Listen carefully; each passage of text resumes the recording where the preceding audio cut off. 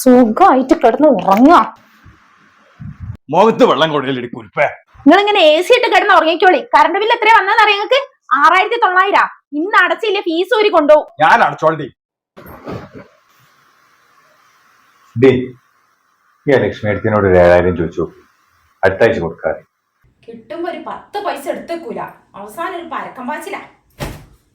ലക്ഷ്മി എടുത്തിയേ. എന്താ രമ്യ, നിങ്ങളുടെ കയ്യിൽ ഒരു 7000 ഉറുപ്പ്യ ഉണ്ടാവോ? അടുത്ത ആഴ്ച തിരിച്ചു തരാം. അയ്യോടി ഞാനിപ്പോ കുറിക്കാരന് കൊടുക്കാമല്ലോ. എനിക്ക് എന്തിനേലും പേടാർക്കുക? എനിക്ക് കറണ്ട് ബില്ല് അടയ്ക്കാനായിരുന്നു ലക്ഷ്മി എടുത്തിയെ. ഇന്ന് ലാസ്റ്റ് ഡേറ്റ് ആയിരുന്നു. ആണോ? നിങ്ങൾക്ക് ഇവിടെ എത്ര കറണ്ട് ബില്ല് വരും? എനിക്കിവിടെ 300 ചോടേ വരുള്ളൂ. 300?